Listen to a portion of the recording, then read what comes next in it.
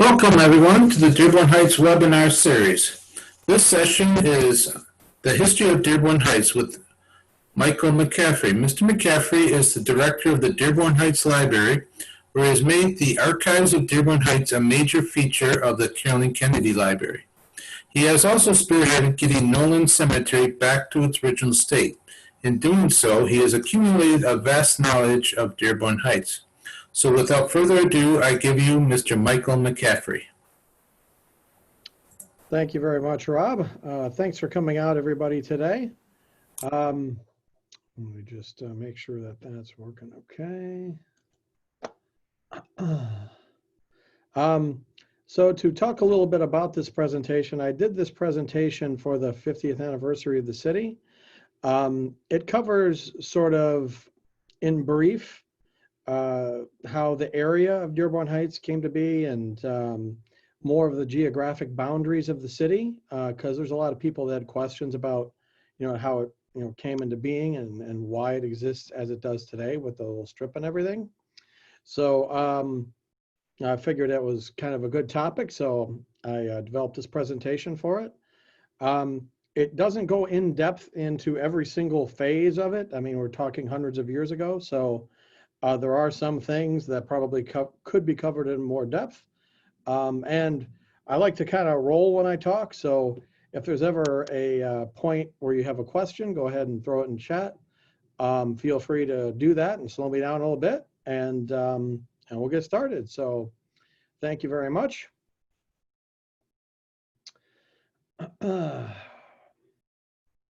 So in order to get a full perspective of how this developed, and how people and time have impacted the area, I tried to go back as far as I could to show how the community developed. If you have any questions, I originally had an intermission, but you can go ahead, and I think with the amount of participants we have, you can go ahead and just add them in chat, and I'll answer to the best of my ability.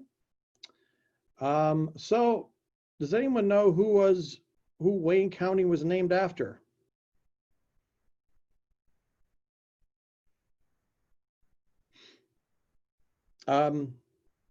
Let's see, is anyone in chat up here? Oh, okay, well, okay, let's see. It looks like somebody chatted. That's correct. Matt Anthony Wayne, kind of a famous general during the Revolutionary War.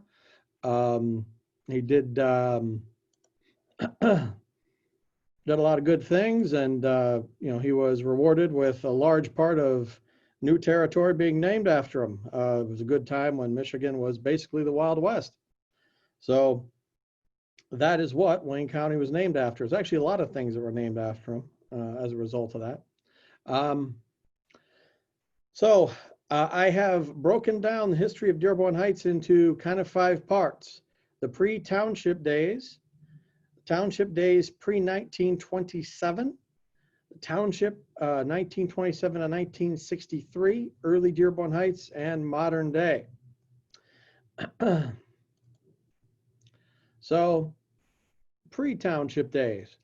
Our journey starts where European colonialization started to impact local tribes. Early Native Americans in the area included the Kickapoo, the Wyandot, the Sioux, and the Fox tribes in southeast Michigan, and the Miami and Potawatomi tribes in much of what is now the state of Michigan in the early 1800s.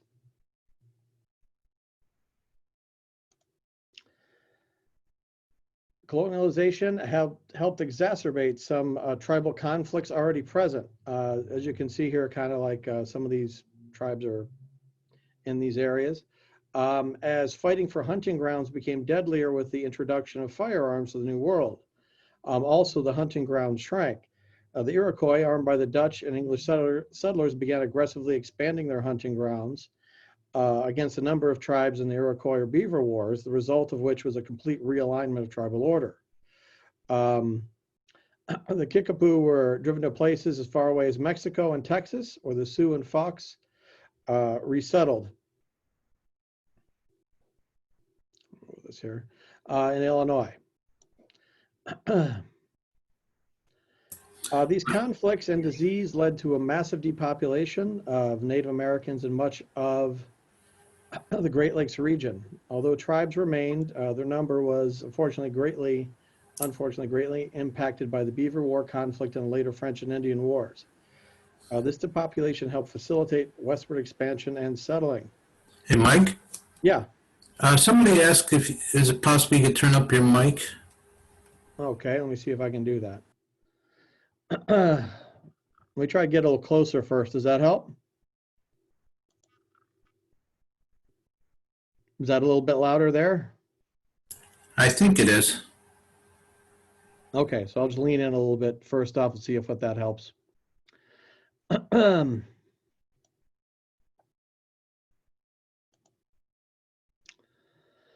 So early colonialization of Southeast Michigan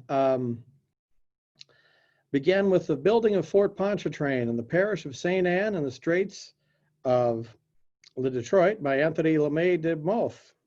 Sorry. Sieur de Cadillac. It's been a long time since I pronounced that one. Antoine LeMay was an interesting guy.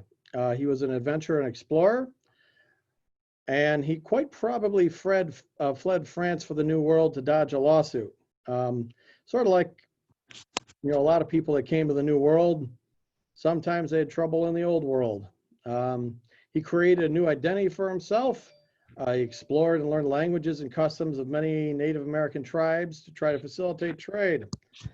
His explorations also gave him a good knowledge of the Great Lakes and some recognition from King Louis XIV. He was initially given the authority to build a new fort as a refuge for France's Native American allies over the objections of Quebec's Jesuits, who saw him as a profiteer and exploiter trading in alcohol and furs.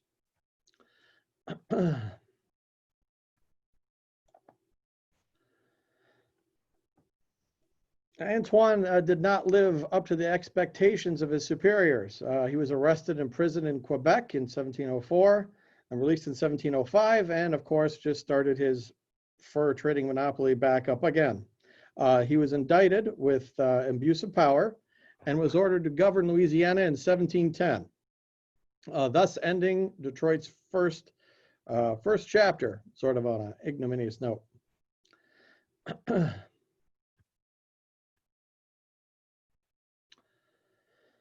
So what does this have to do with Dearborn Heights?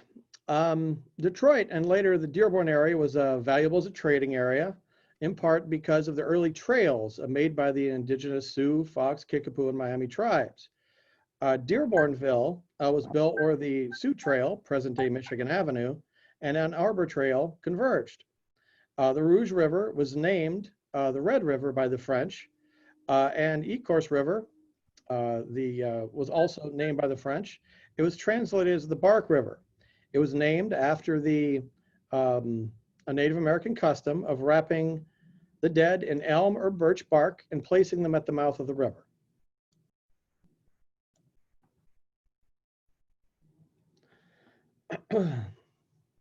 So Antoine did begin the French colonial period in Southeast Michigan. Also, St. Anne is the second oldest running parish in the United States, and was the first building built in the city. During the French colonial period, for purposes of defense and mutual interest, ribbon farms were sold to incoming colonists. These ribbon farms had streets on their borders, named after the farmers that tended them, like DeQuinder, Livernois, and Beaubien. These ribbons were about 3 miles long, and they're about 100 yards wide. These streets still exist today, bearing those farmers' names. The ribbon farm system that was adopted by the French in terms of settling the area was also done in Monroe, Hamtramck, Lincoln Park, and Dearborn. The first settlers in Dearborn were along the Rouge River, were farms, and the first settler was Pierre Dumais in 1780.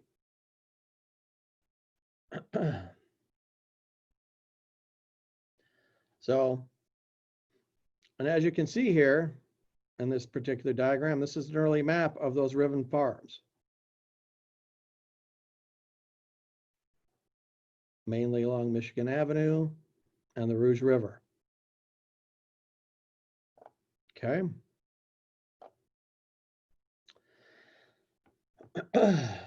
Detroit remained with the French for another 50 years. Despite 2 smallpox outbreaks and periods of famine and neglect, the population slowly crept up to about 2,000. The British took over the town, and as a result of the French and Indian Wars, much of that population left to go to St. Louis when offered to leave. Detroit was used then by the British as a trade outpost, a POW camp, and fort from 1760 to 1796 when the Americans took it over.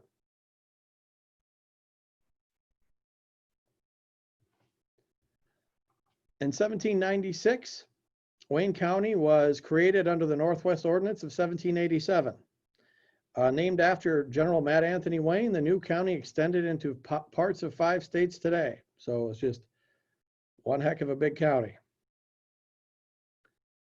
Between 1796 and 1827, a lot of changes took place in Detroit and Southeast Michigan as governmental structures were gradually hammered out. Detroit was incorporated as a city at least 3 times during this period as territorial governors and local leaders hashed out exactly how Detroit should be governed. The War of 1812 further hampered settlement in the region as Detroit was surrendered to the British. Surrounded and cut off from reinforcements and supplies, General Hull surrendered to avoid the threat that everyone in Detroit would be killed. It's an interesting story how that happened, and it's also debated just how real that threat was. It was said that the British outside the city manufactured sort of fake chow lines. So what they did was they had a number of troops outlined at some fire camps and some fire pits getting food. And scouts in the city would count the number of people getting food, and the British sort of just recycled 2 or 3 times people through those lines to give an inaccurate count of how many people they really had. Although they had a numerical advantage, it wasn't quite enough, or wasn't quite substantial. So it sort of led to a little more fear in terms of exactly how that was going to happen. Although General Hull, to his credit, did save the city, from, some sort of being razed or burnt. So maybe that was a greater part of his decision. In 1826, Wayne County was finally resized to the area it is today. And in 1827, those townships were set up, or many of the townships that we know today were set up. We reside in one of those townships, Buckland Township.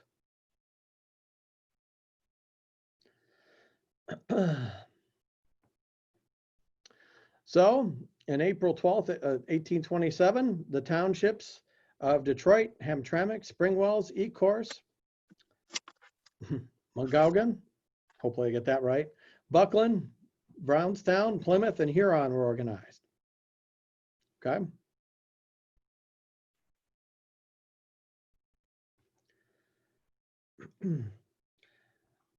It's interesting to note that the first meeting of Buckland Township, where we are today, took place in what is now known as the Little Red Schoolhouse. That's on Gully. It's actually off of Ann Arbor Trail. I don't know if anyone has been there. But the first governmental meeting in that area was in that Little Red Schoolhouse, just south of Kinmore on May 28th, 1827. The guy who moderated that meeting was Major Thompson Maxwell. He had a long career serving the newly formed nation. He'd fought in the French and Indian War and participated in the Battle of Bloody Bridge during the Pontiac Rebellion. He fought in the battles of Lexington, Concord, and Bunker Hill. He was a delegate to frame the Massachusetts Constitution and ratify the U.S. Constitution. That point is a little bit in contention, I believe. And he piloted General Hull's army in the War of 1812 before being taken prisoner and eventually escaping. He finally passed in 1832 on the Hickox property in what is now Dearborn Heights. He is buried behind the Little Red Schoolhouse, where a marker honoring him sits today.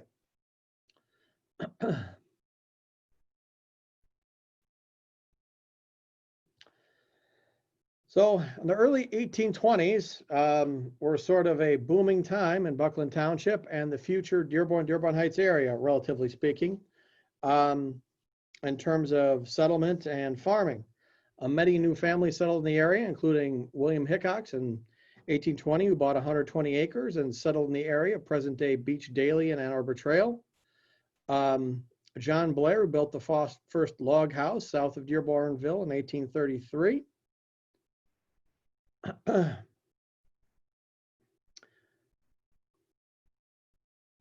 And the Buckland family, whose Buckland Township was named after residing in Claim 615 on that ribbon farm map I showed you earlier, and was housed probably in Dearborn Heights near the River Oaks Estates. This land was purchased on March 5th, 1809. He also fought in the War of 1812 and was appointed the first Justice of the Peace for the new Township of Buckland in 1824 by Michigan's first governor, Lewis Cass. He died in 1829 after having 3 sons, James, Calvin, and Daniel.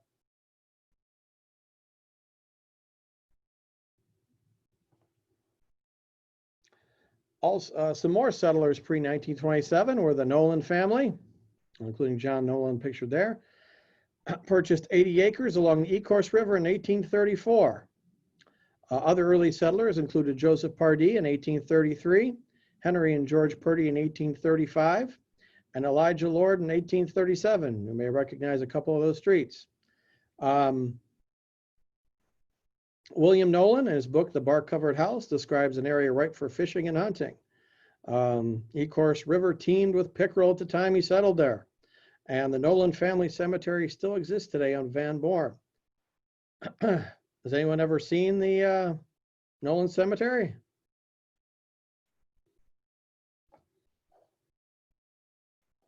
Okay. All right, so maybe not.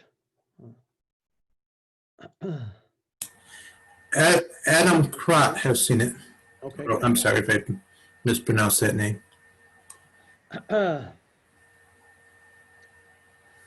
So the Territorial Acts of 1827 and 1829 became law in Michigan. What this helped to do is it helped require township to provide schools and create school districts. Many of the school districts like Daly School, Brainerd School, and Wallaceville schools were created as a result of this act. This created a lot of little schoolhouses that you see in some settlement pictures. Also during this time period,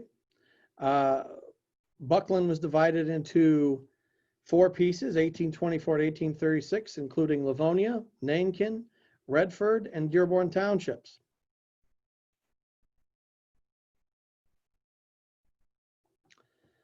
As the Southeast Michigan area grew, Detroit annexed more and more land. Detroit gradually annexed a lot of the area because annexing at the time could only be sort of done by municipalities, and if you didn't have a village or weren't incorporated as anything, annexing was rather easy. So in order to increase their tax base, they started annexing chunks of land. All it basically required was a vote of the people in the land. And Detroit's population grew during the first 1830 to 45 from 2,222 to 13,065. The map to the right there shows some gradual sections that were taken over by Detroit.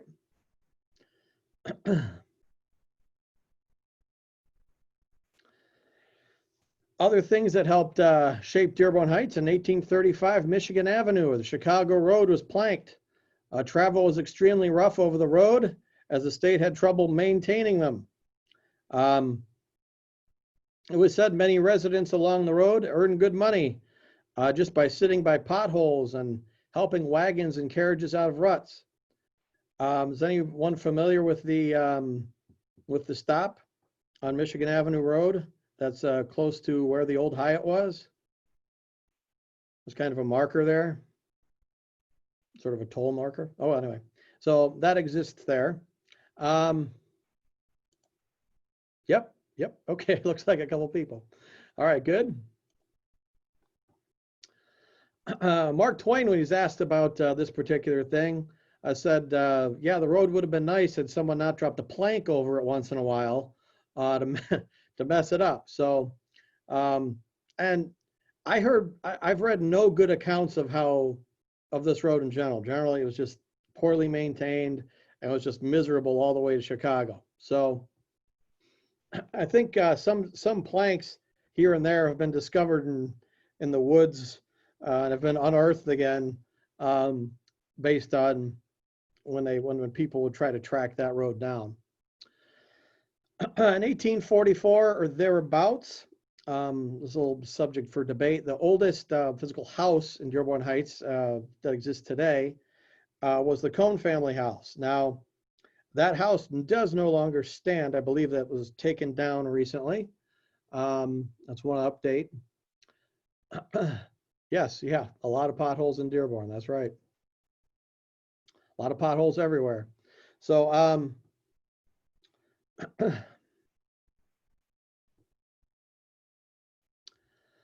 so other events that shaped Dearborn Heights, the Civil War from 1860 to 1865, over 150 Dearborn Township residents fought in the Civil War.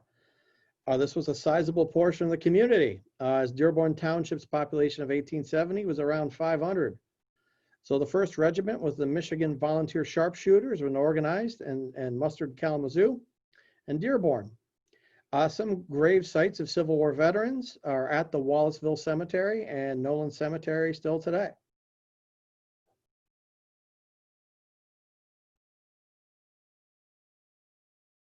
Also on this note, there is, gosh, he's escaping me, but there was a Civil War veteran that was buried in the Little Red Schoolhouse that also was in a number of regiments during the Civil War. That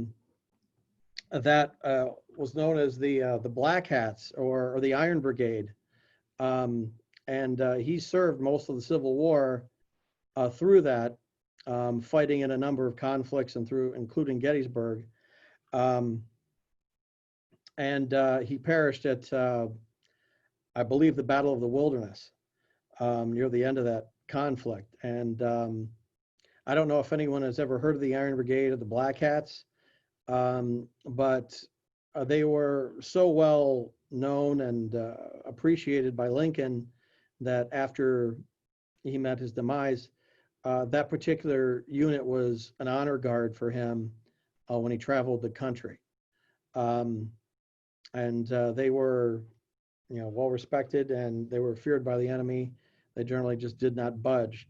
A unit of those of the Black Hats, of the Iron Brigade, basically helped preserve Gettysburg on the first day of the war by allowing many units to go on the other side of the city by holding the line as long as they possibly could. So anyway, there's a little bit of Civil War history in terms of a couple of veterans from this area.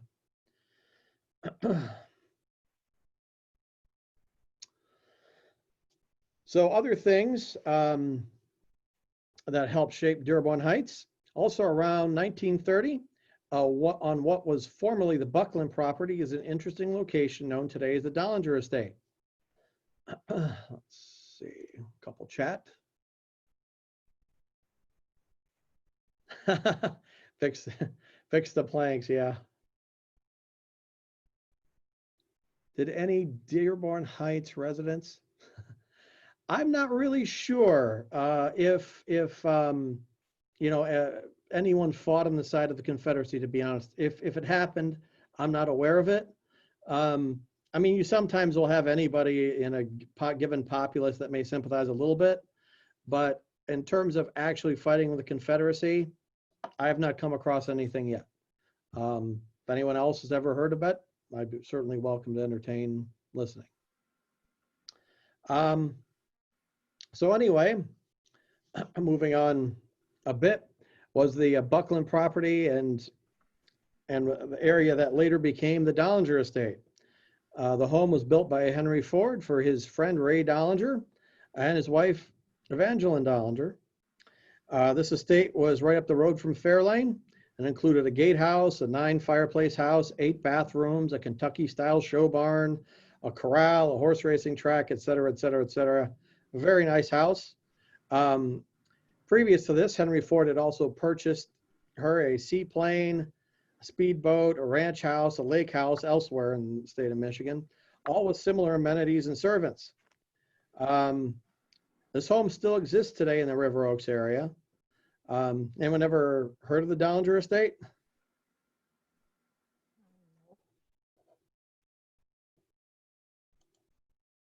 Yep. Okay. Yeah, it's still. Oh, you've been there, huh? Okay, that would be interesting thought. So, it's not, the person who lives there, you know, is kind of reclusive, and the property is set back from the roadaways, but the house still kind of exists today.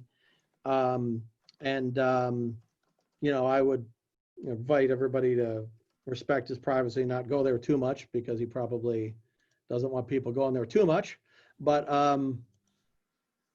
But yeah, it does exist there today. It would be kind of a fascinating place. There's all kinds of rumors of secret doors and hidden passages and all kinds of things that supposedly exist in the house. A couple people have swore that they've seen these firsthand. I would always be interested to hear that if that was the case. But yeah, there was like a boat launch, and you know, there's, without you know, getting too far into it, there's of course some implication that maybe Ford was you know, involved with Evangeline. So, but it's never completely been proven. There was an alleged son that came out with a book that he was a child of Evangeline and Henry. But that's still a bit of a mystery. It has been completely confirmed. So that was Evangeline Dollinger. That's kind of a picture of, that was taken a while back. So I don't know what it looks like today, but that's kind of about 12 years ago this picture was taken by somebody. And you can see in this picture here, it's kind of Ford Road. This is Evergreen, and that's a racing track. So where that exists today, there are still remnants of that in the River Oaks subdivision of that house. And yeah, there was a racing track there. You can see in that satellite photo from a while ago. Check chat there. Oh, you took photos. Oh, okay. Well, neat. Fantastic. So let's see. So other pre-1927 homes, as previously mentioned, there was the Cone House on Warren. Currently that's gone. It was sold and then redeveloped. It used to be a law office. The home on the upper right was the Penny House on Penny Street. That had a fire and burned down, I believe, in around 2014 or 15. I have some pictures of that I had taken. Was sort of a dilapidated repair at the time, but that had burned down to the ground. And the one on the left there is the Losey House. The Losey House is still there, and that picture was taken 2014-15. If you go down Ann Arbor Trail, you can kind of see it as you drive by. It did retain much of its original structure. There's some older pictures of that house, and it looks pretty similar to that without the extension. So these are a couple of early houses in the city.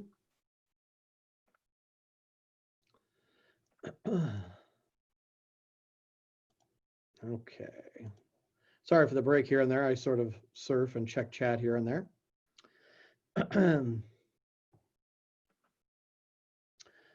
So Detroit continued to expand as settlers continued to arrive. From 1845 to 1880, the population exploded from 13,065 to 116,342. Land continued to be annexed in the surrounding communities as housing and industrial needs grew. And this particular pattern of settlement and buying of land by both settlers and kind of an industrial boom that occurred in this area led to sort of this start of the spread of the city, or sort of the urban crawl of the area. It helped fuel that a lot. And much of that reason I point this out is that same force is what actually populated Dearborn Heights in time.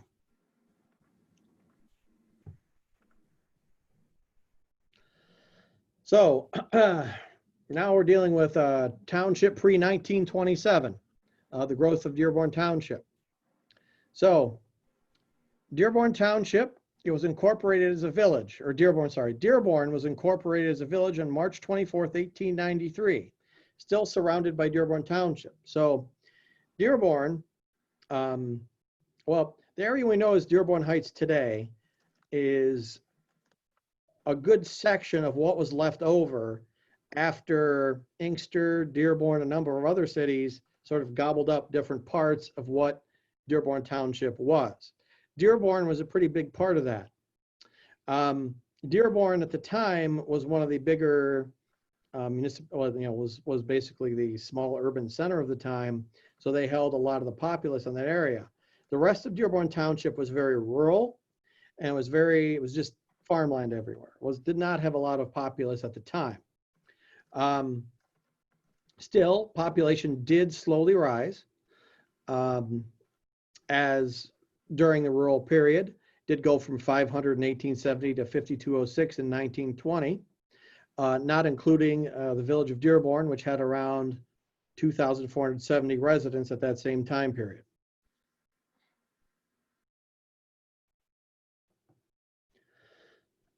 So the village of Dearborn grew rapidly, and a growing desire for self-determination sort of led Dearborn to consider incorporating into a city. So does anyone know what the difference between a village and a municipality is in terms of why there would be a difference in that? That's a good question, Kirk.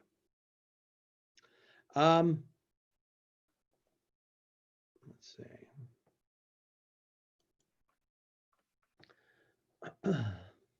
So a couple of the differences between the two is that a village, there are two different distinctions. One, as you become a village or a township and then a village and municipality, the amount that you can levy in taxes increases. So sometimes in townships in Michigan, that's why the tax rate's a bit lower, is because townships have a certain level that they can cap at. Like there's a certain level of mills that they can cap at. A municipality is higher than that.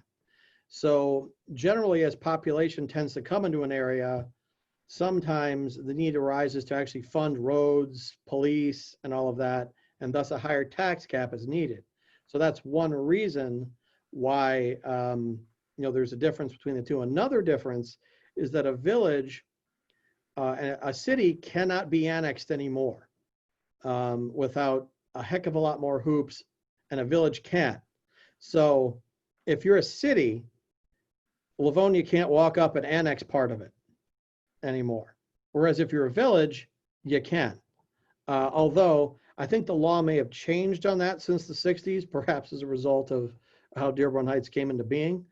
So I can't say that definitively, but my understanding of it at the time was that a village could have land annexed due to a vote in both the village or the area getting taken over and the city that wanted to take it over. So let's say there was a section of land of Livonia that Dearborn Heights wanted. Let's say Livonia was a village. Dearborn Heights could say, okay, we want to take that. And the people in the affected spot in Livonia would vote for it, and then it could be annexed. So this kind of sometimes led to disputes and other things among some of these cities, because the city as a whole never had any say when their stuff was getting annexed or when the territory was getting annexed.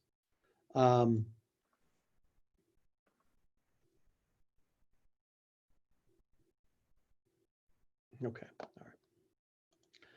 All right, so in terms of how Dearborn kind of came into being, they there were smaller phases, but there were three major ones. First, Dearborn just annexed a large part of Dearborn Township to its southeast in 1925. Then village residents voted to become a city in 1927, thus making it difficult, or well, impossible for anyone else to annex their territory there. Finally, there was a merger between Fordson, basically East Dearborn today, leftover part of Spring Wells, Dearborn, and a middle section of Dearborn Township led to what is modern day Dearborn.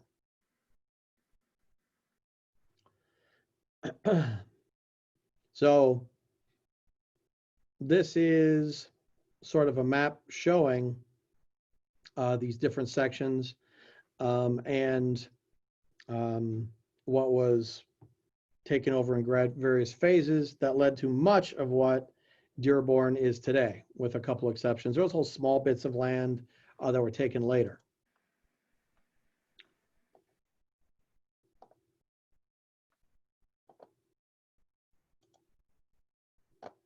Okay.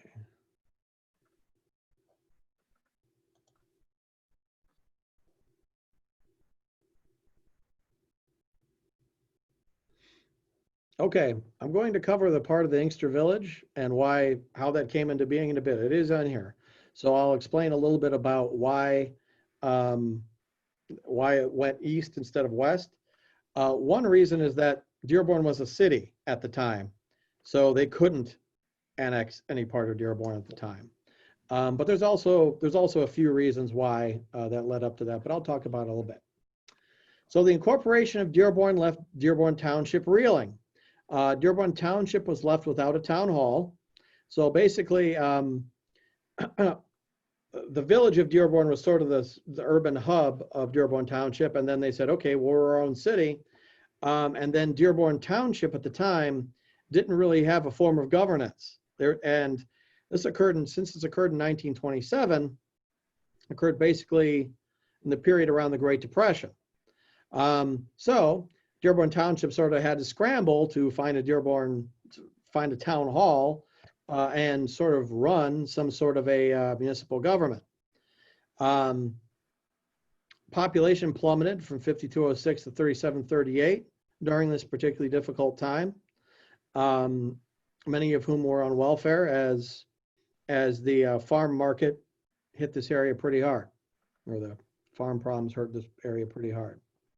So, and this is what sort of it looked like during the Great Depression. I believe one of those is Ann Arbor Trail. I believe the street in the upper right's Gully. So this is what it looked like at the time. Basically just lots of land and farmland. Can everyone still hear me okay? Just making sure? Yes. Yes. Okay, all right, cool. Just making sure. All right, fantastic.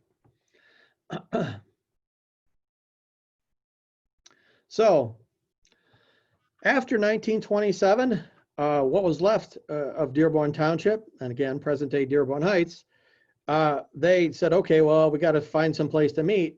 And they started in was today the Inkster Bank building, pictured above today. Now, at the time, Inkster was still part of Dearborn Township. Okay, so they could meet in Inkster. All right. And does anyone remember that building in the upper right? Because that also has been torn down. Used to be a bar on the corner of Inkster and Michigan Avenue. So yeah, that was there for a while. It was recently torn down. I wish I could have gotten in that building. So in 1930, after they met in that building for a couple years, they created a Township Hall on Michigan and Princess. That building is still here today. And that's where government services were provided all the way until late 1960. Now, that building is sort of fascinating. I do have some old pictures. I don't have them as part of this presentation. I mean, that building has a jail in it. It's got a vault in it. The upper story has a fire department. I mean, it's got everything in it, police, fire. It was all built into that one little building. So it's kind of a neat area. It was also built as sort of a bunker. So in that way, it was kind of fascinating. It was kind of a shelter. So it was kind of the building has got some unique character to it.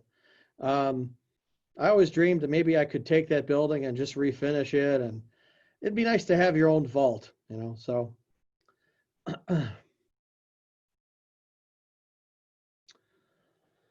So in terms of other governmental services in the Township Days, the fire department was run out of the new Township Hall and responded to calls on a per-run basis. Due to financial difficulty, had to contract out services to Dearborn initially, and Inkster at $25 per run. Later, they also required more assistance from Taylor and Redford as the population grew. Cities grew tired of this arrangement in time, both parties did, and the township was forced to come up with its own fire services. In 1949, the Township Fire Department was created by a special assessment. Initial fire trucks were stored at gas stations on Telegraph Road. Early department was mostly volunteer, but gradually grew into a full-time staff that had backing of the volunteers.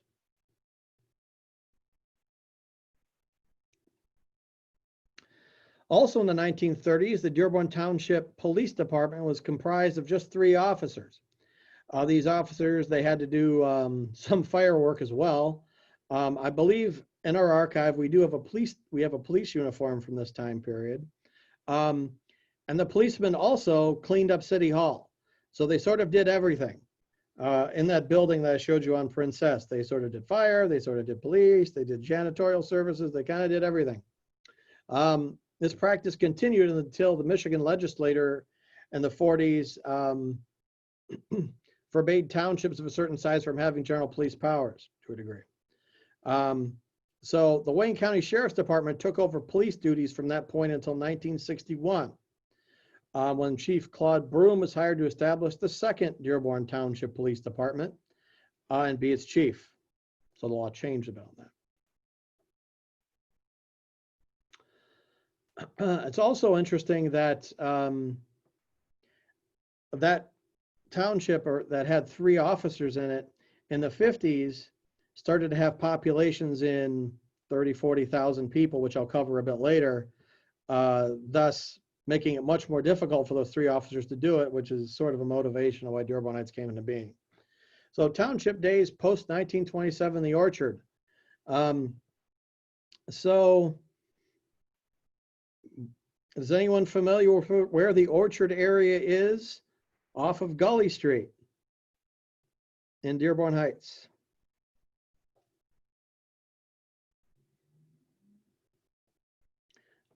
Well, to test out some of his tractors, Ford had a number of farms. He had it on Michigan Avenue and Gully, close to Beach Daly. There is one street named Orchard, and there were also a couple trees that were left over even today from apples and other that have apples and other different fruits on them. And so it's kind of an interesting little area there. I was recently there dropping off a couple of deliveries for the library, and it's sort of a Google Twilight Zone. It's like Google didn't quite work as well there in terms of the streets, but it's kind of an interesting area.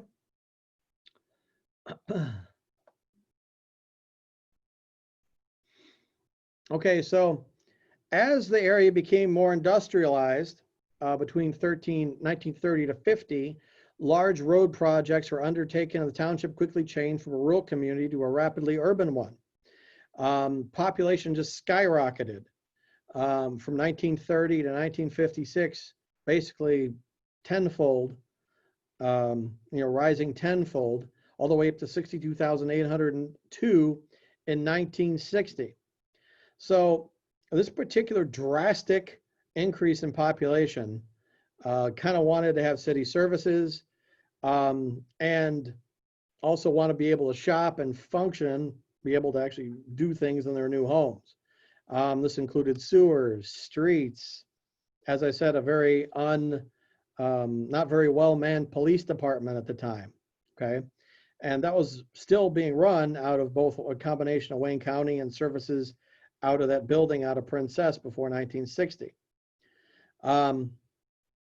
However, there was another problem.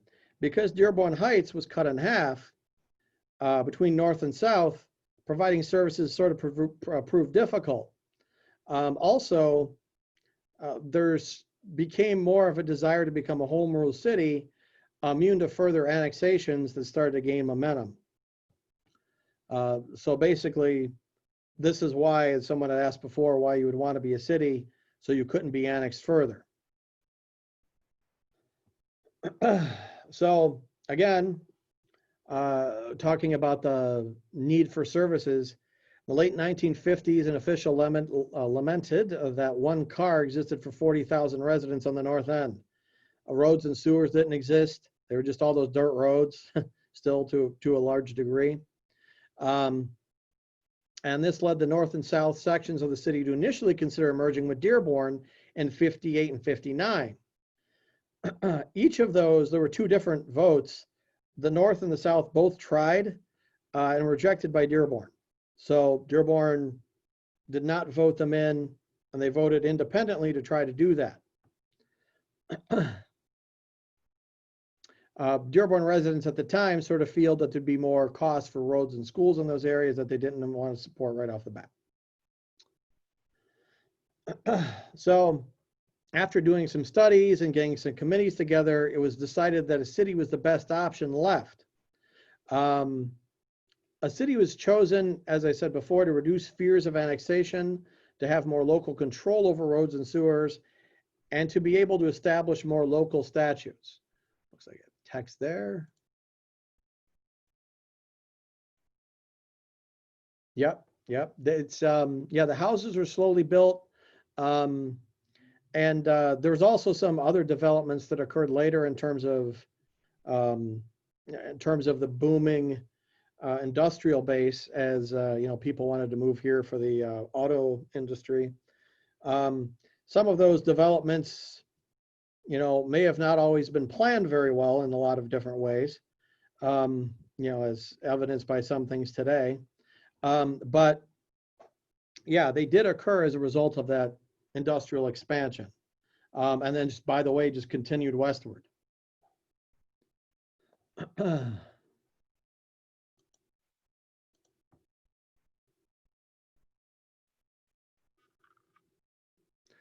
Well,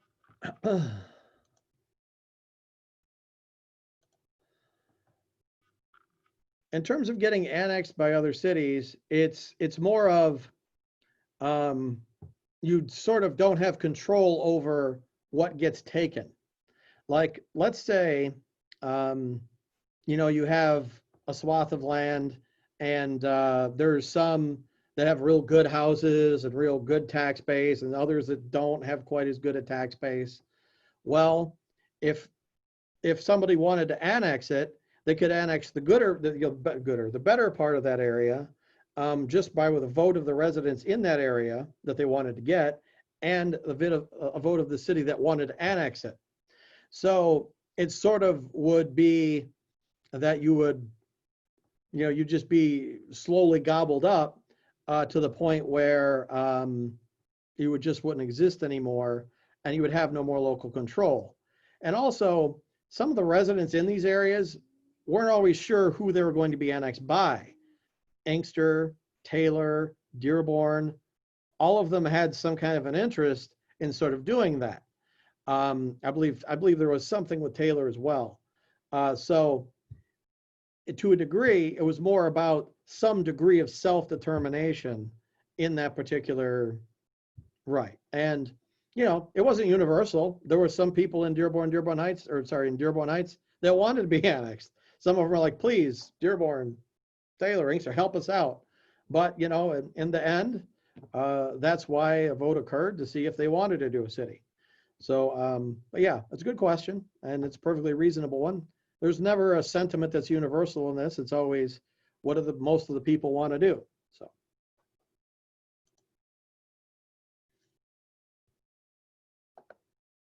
Yes, it was early. It was more rural. That's correct. The Northern Taylor. Thank you, Mason. It's been a few years since I've done this presentation, so I'm a little rusty, but yeah, I remember that about Taylor. Thank you. So this is sort of a map of the area that I sort of just didn't paint here, of what early Dearborn Heights North and South looked like at that time. North and South Dearborn Township both tried to merge with Dearborn, failed, as I mentioned earlier. And Dearborn Heights kind of wanted to have some sort of a thing. And if you look at that, it's sort of difficult to manage a cohesive area with two different geographic areas. So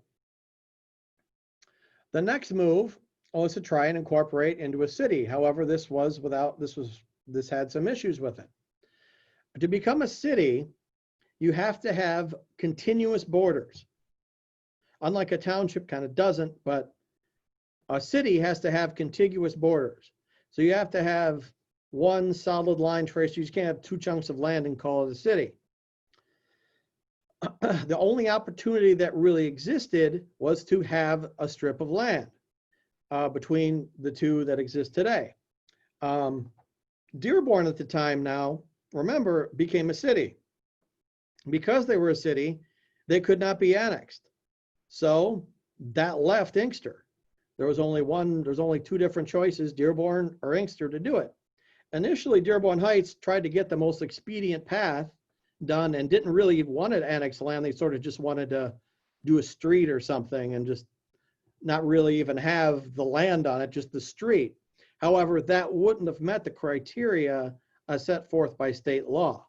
So they were kind of stuck in terms of trying to annex Inkster. And the other thing with Inkster at the time was that Inkster was also thinking of becoming a city at the time. They wanted to become a municipality as well. Powers, okay, yep.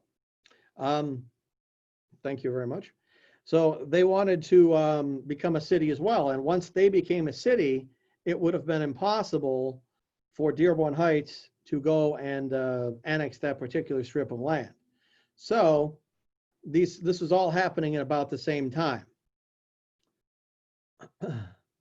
So why just a strip? Why didn't they take more of Inkster or less of Inkster? So Dearborn Heights wanted the most expedient path to becoming they just wanted to become a city generally by the quickest way possible. And there's other reasons involved. One, it's easier to get a vote in a smaller area of land than it might be in a bigger area of land. Also, they weren't sure that Inkster itself would support being a city at all, because it actually had tried to incorporate itself if residents wrote it down. So they weren't really sure if Inkster as a whole would buy being a city if they tried to take too much of it. So they were concerned that they might not get the votes to even become a city of Dearborn Heights if they had too many people from Inkster that may have not supported being a city at all. Also, there is a sort of responsibility. There was a question about when you annex land, is there a cost? Is there some sort of that's something that's owed to the other city? And also, there was also another reason too. Inkster was part of Dearborn Township to a degree, so there was sort of they didn't want to just make Inkster not have a tax base at all. They sort of wanted to preserve most of the tax base, so Inkster could still kind of exist on its own, and not just be non-existent to a degree. So they were trying to take as little as possible. So that's why it's just a strip between two streets. That was the big reasoning or rationale at the time. So, by the way, you'll notice the black area there is kind of where parts of it were. So, upon hearing that Inkster was considering incorporation into a city, Dearborn sort of accelerated this process. They'd been thinking about it for a while. When they heard that Inkster was considering it, they rapidly circulated a petition by 75 volunteers, and they gathered as many signatures as fast as they possibly could. The measure was passed. The total area of the electorate 6208 to 3979 on June 20th of 1960. So Inkster also filed a petition of incorporation to become a city. So Dearborn Heights had done that ballot. They filed a petition. Inkster did it the next business day. Shortly after, Inkster filed a complaint, and 2 lengthy lawsuits arose from the residents in the city of Inkster. This lawsuit went on for years, about 2 to 3 years. It put Dearborn Heights in a very nebulous status as to whether it really existed or what was going on with it. But after 3 years, the Michigan Supreme Court sided with the new city of Dearborn Heights, and it became a city on April 8th, 1963. However, the court did say that Dearborn Heights did owe Inkster some damages over that. And for decades later, Dearborn Heights did pay Inkster for the right to have that particular strip of land. So that did come with some cost to it.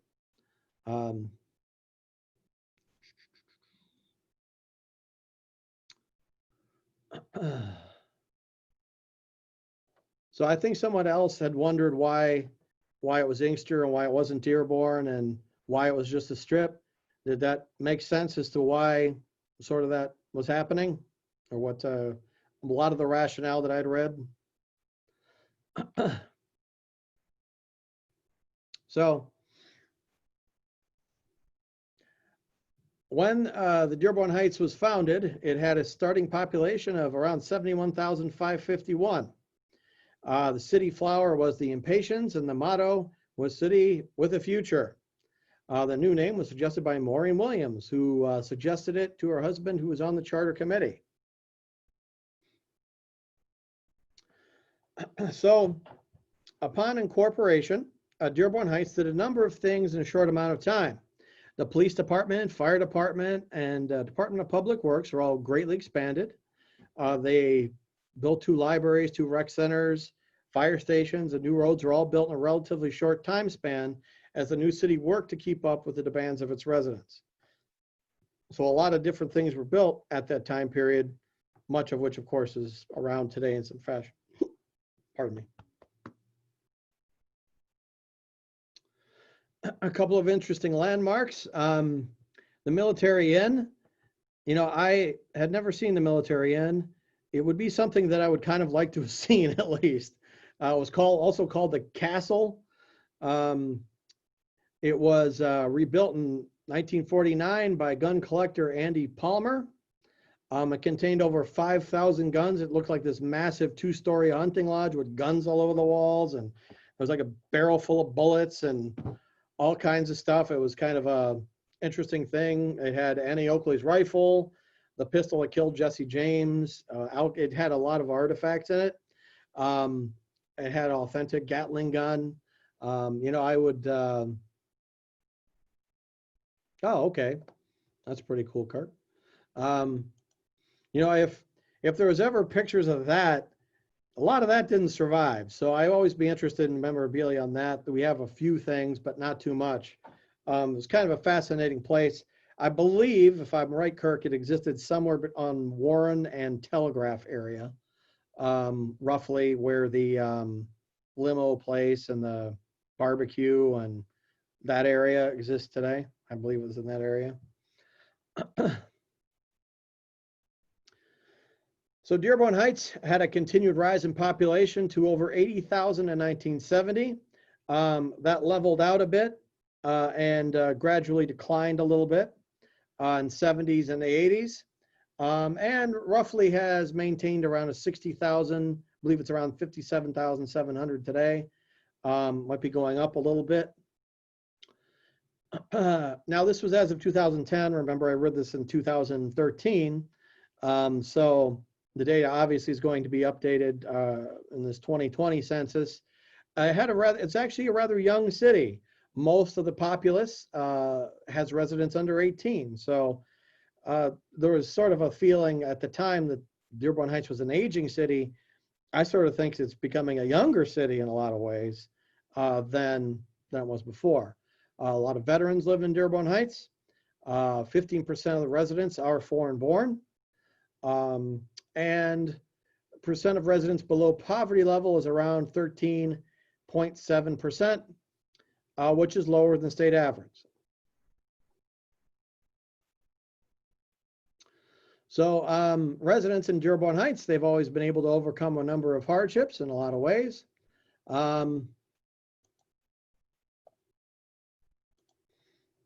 Despite a recession, depression, lengthy court battles, residents have always been able to fight through obstacles and defeat adversity. And I'd say that not just about Dearborn Heights, but just kind of the greater Southeast Michigan, greater Detroit metropolitan area. There's been a lot of things that have happened here through the years. I mean, geographically, this area is basically a large swamp, and much of it has been built on it. So that's kind of an interesting thing and something I think a lot of area residents should be proud of.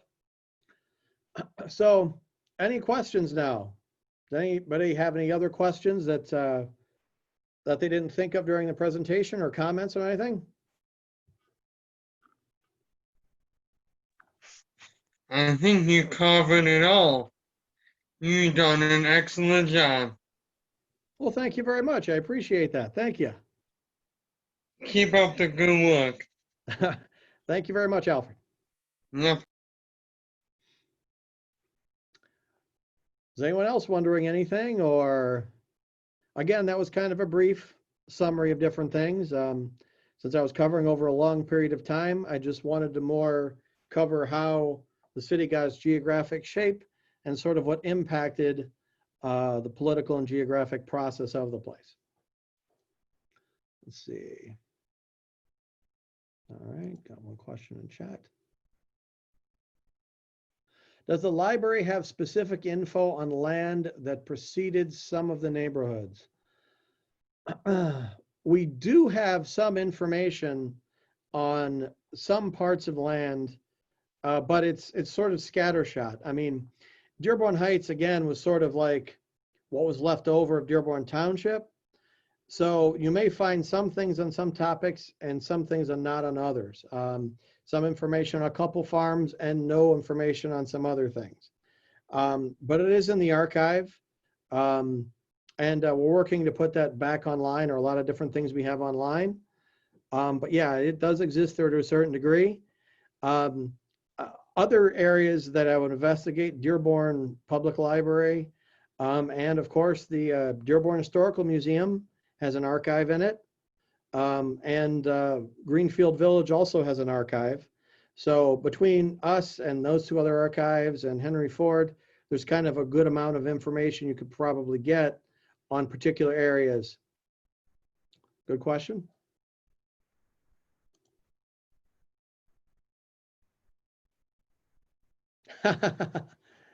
Good, Cameron. I'm also part of the Dearborn Historical Commission. I live in Dearborn, just across the way there. So yeah, so yep, they do good work.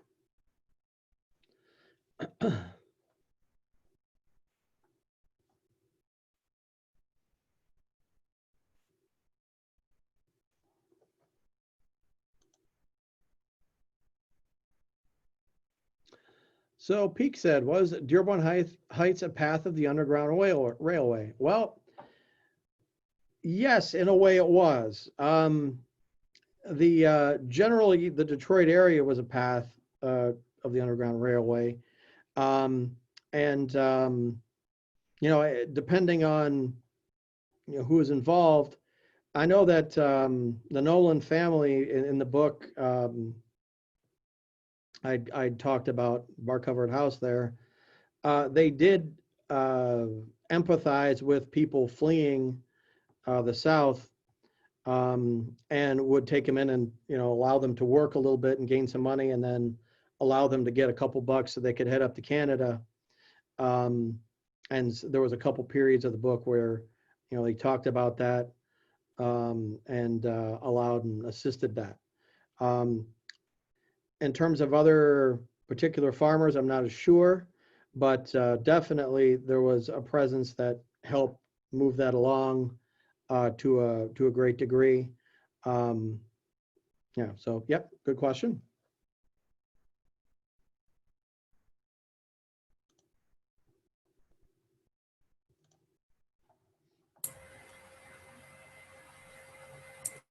Anything else that anyone was wondering?